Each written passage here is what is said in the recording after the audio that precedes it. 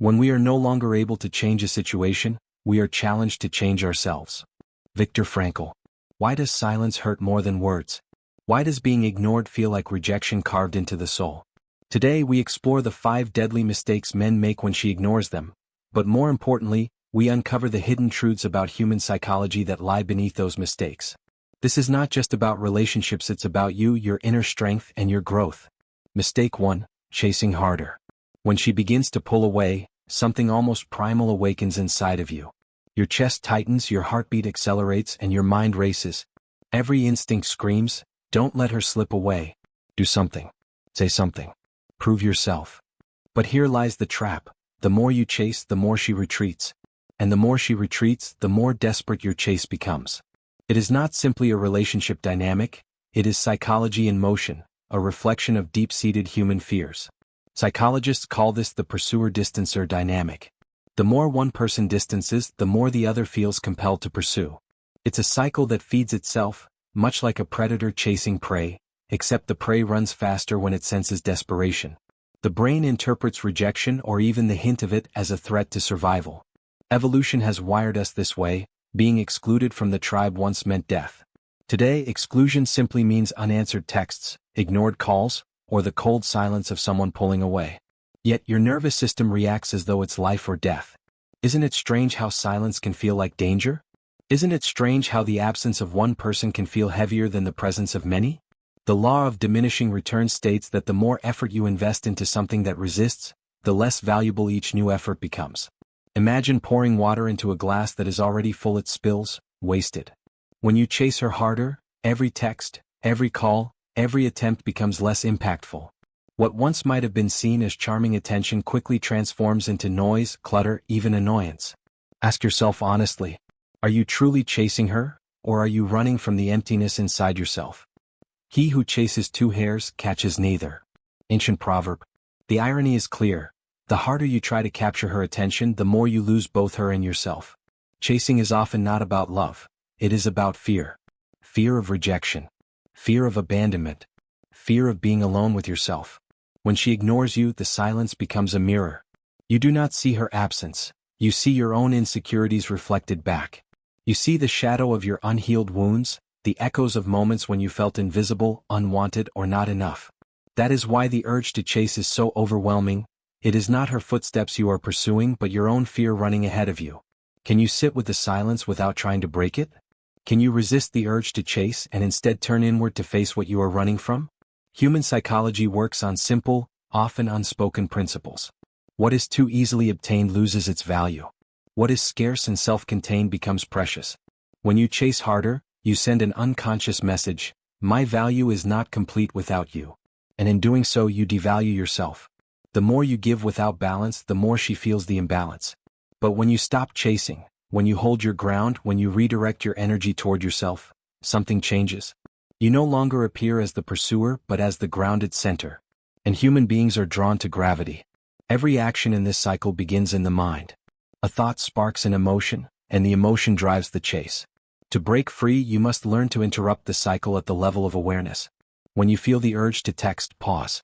When you feel the urge to explain, breathe. When you feel the urge to run after her, ask yourself, what am I really seeking right now, her attention or my own validation? Carl Jung once said, until you make the unconscious conscious, it will direct your life and you will call it fate.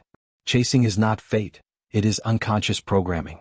It is the boy inside the man still trying to prove he is worthy of love, still trying to earn approval, still trying to silence the echo of loneliness.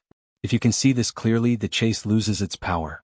Because the moment you recognize that your need to pursue comes not from strength but from fear, you begin to rewrite the story. Look at your life and ask yourself, when have I chased what was running away from me? How many times did I mistake desperation for devotion?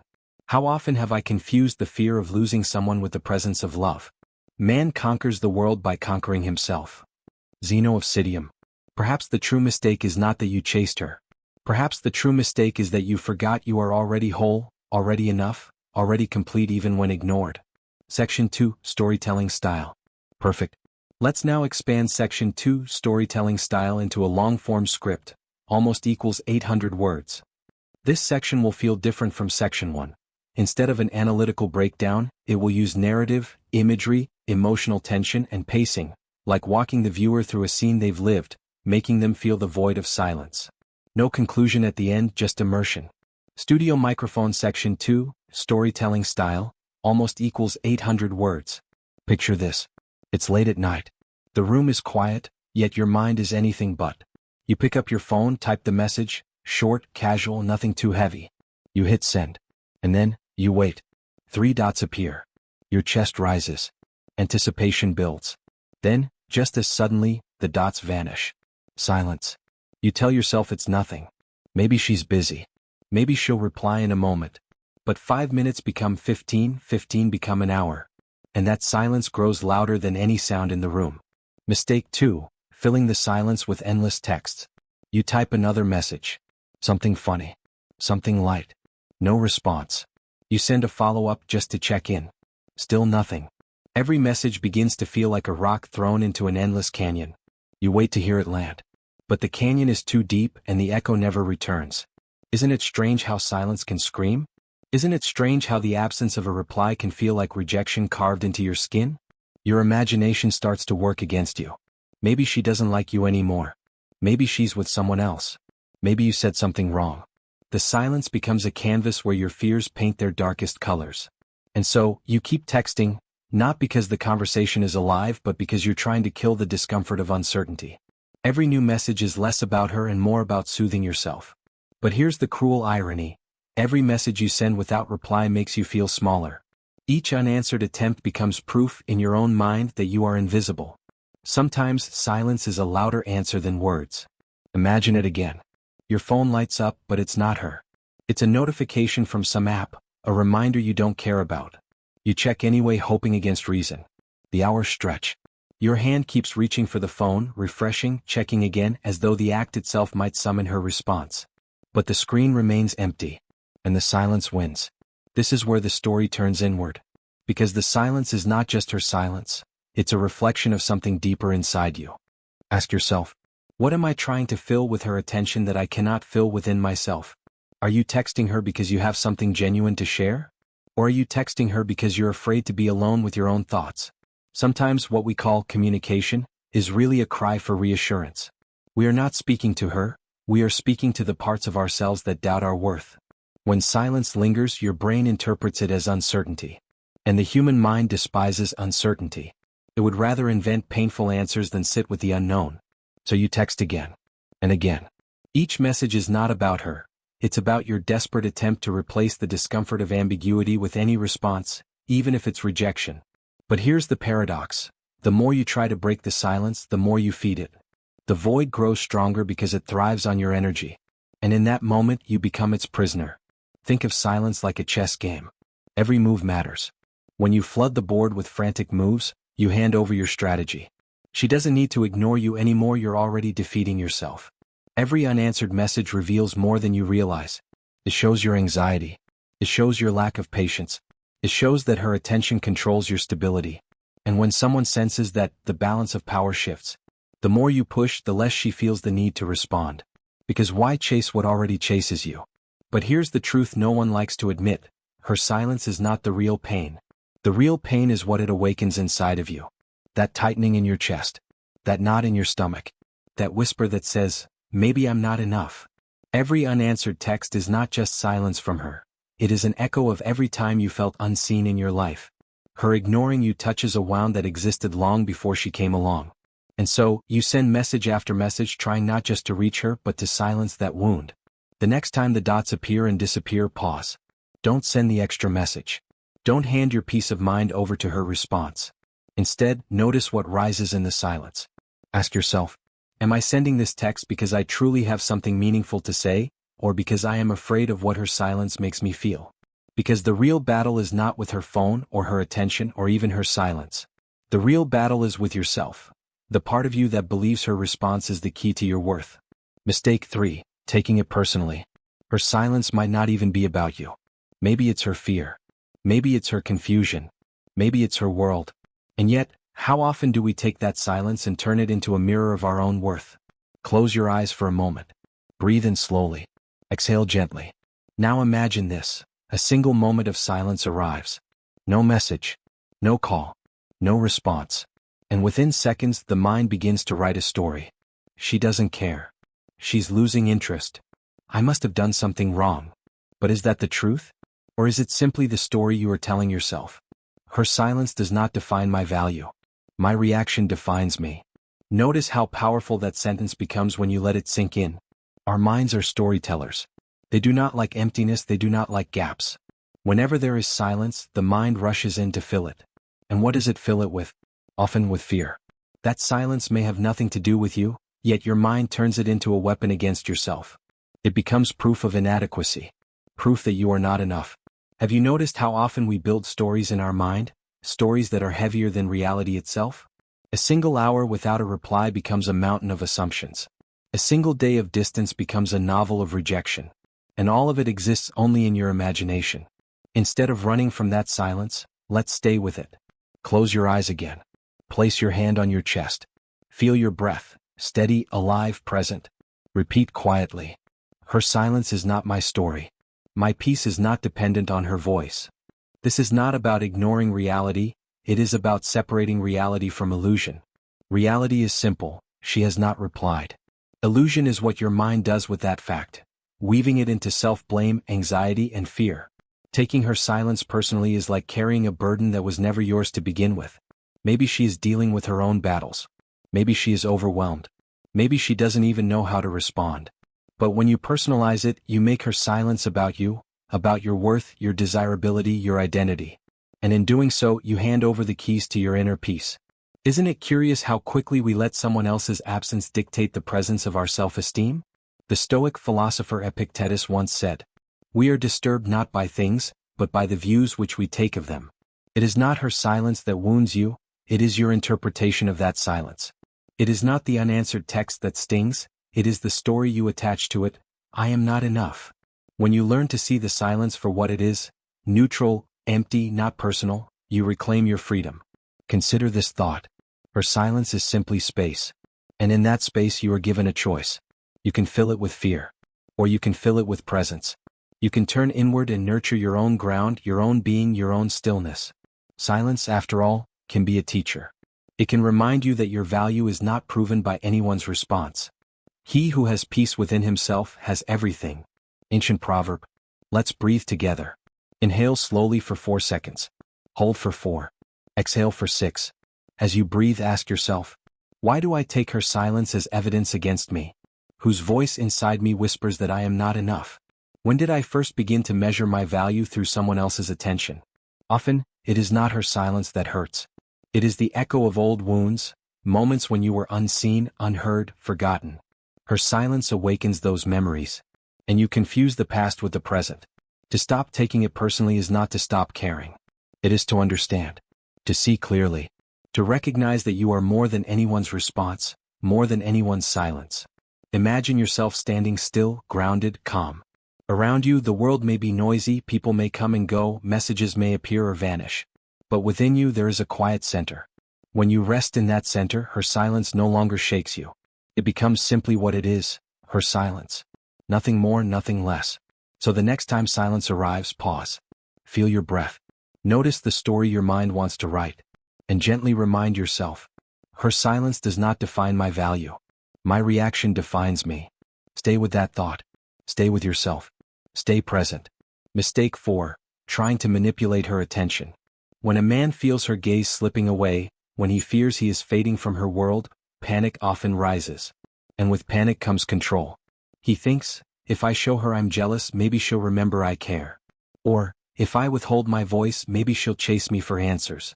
Or even, if I shower her with more than she asked for, she won't have time to drift away.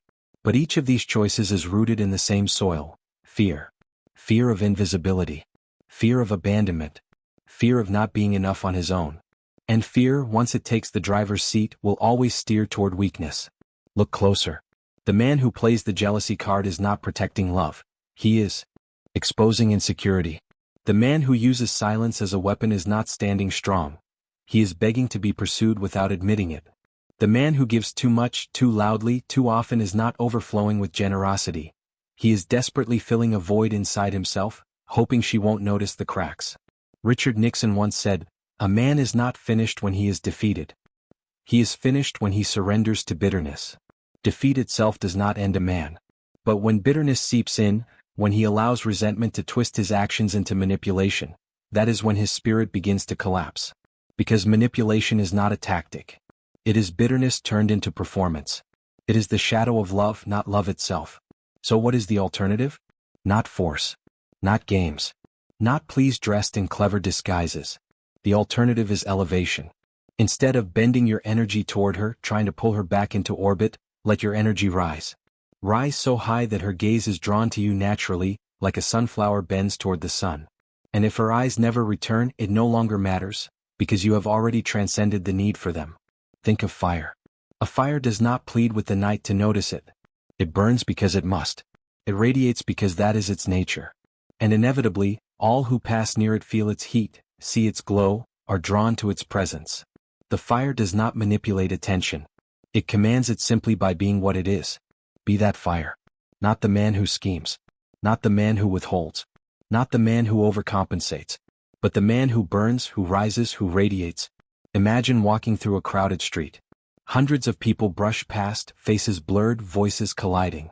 And then one man walks differently. He does not search the crowd for eyes to meet. He does not adjust himself for approval. He simply moves with certainty as if the ground was built for his steps. His energy is undeniable. Heads turn. Whispers follow. Not because he asked for it, but because he carried himself as if attention was never a currency he needed. That is real power. Not pulling but attracting. Not demanding but embodying. And if she looks back, let it be because your light caught her, not because your manipulation trapped her. And if she does not, walk on. Because your fire is too sacred to be spent convincing someone who cannot feel its warmth. This is the paradox most men miss. The less you grasp, the more you are seen. The less you force, the more you are felt. The less you depend on her gaze, the more it finds you. But even deeper than that, you discover that you never needed it in the first place. To manipulate is to shrink. To elevate is to expand. When you play games, you build walls around yourself. When you rise, you build horizons. So ask yourself each time the urge comes, am I moving from love or from fear? Am I radiating or am I begging in disguise? Am I fire or am I ash? Because only one of those can light the world. Mistake 5. Forgetting yourself. The greatest tragedy when she ignores you is not the silence she creates in the space between you. It is the silence you create within yourself. The silence that comes when you stop moving forward, when you stop living, when you place your entire existence in the fragile hands of someone else's attention. That is the real wound. Not her absence but your own. Too many men collapse here. They believe that if her eyes turn away, if her energy withdraws, they must put their entire life on pause until she returns. They sit waiting by the phone, scrolling through memories, drowning in what-ifs. And slowly they forget the most important truth. They are not defined by whether or not they are noticed. They are defined by whether or not they are alive. When the soul is full, no hunger for validation can control it. Read that again. Let it sink in. If you are starving, you will take anything. A crumb of attention. A glance that lasts half a second. A text that means nothing but feels like everything. Starvation makes beggars out of kings. But fullness makes kings out of beggars. When your soul is nourished, when your life is alive with purpose, when your days are shaped by growth and meaning, you no longer need scraps. You feast at your own table. You build a fire that keeps you warm without anyone else adding wood. So the question is simple. What will you do when she turns away? Collapse into her absence? Or expand into your own presence? This is your choice. This is your moment. This is your awakening. Because here's the truth. Her silence can either be a prison or it can be a mirror. You can let it cage you or you can let it reflect back the parts of yourself you've been neglecting. Maybe it is time you remembered the dreams you buried. The passions you let fade. The strength you stopped cultivating. Maybe her absence is not a punishment but a wake-up call. A chance to return to yourself. Empowerment is not about taking control of her. It is about reclaiming control of you. You don't control whether she stays, whether she loves, whether she notices. You do control whether you rise, whether you grow, whether you expand. Stand up. Take inventory of your life. Where have you been shrinking? Where have you been silent? What corners of your soul have you left unexplored because you were too busy staring at her? Pick them back up. Dust them off. Step back onto your path with both feet.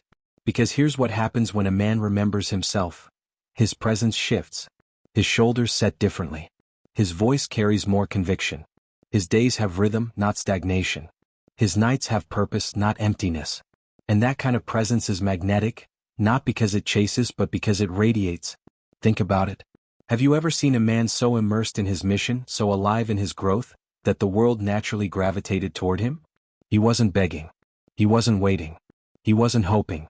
He was becoming. And in that becoming he turned absence into fuel. He turned silence into strength. That is available to you right now. This is not about pretending you don't care. This is not about building walls of coldness around your heart. This is about shifting your center of gravity back where it belongs, inside you. Because when you forget yourself, you give your power away. And when you remember yourself, you reclaim it. So ask yourself, who do I want to be in this moment? A man collapsed, defined by what he lost? Or a man expanding, defined by what he chooses to build? This is your awakening. Not hers. Not theirs. Yours. It begins when you stop waiting and start living. It begins when you stop starving and start feeding your soul. It begins when you stop forgetting yourself and start remembering that the only presence you can never afford to lose is your own. Remember, being ignored is not the end, it is a mirror, a teacher, a test. The true question is not, why is she ignoring me? The question is, who am I becoming in her silence? You are not the opinion of someone who cannot see your worth. Now ask yourself, what kind of man do I choose to be when the world is silent?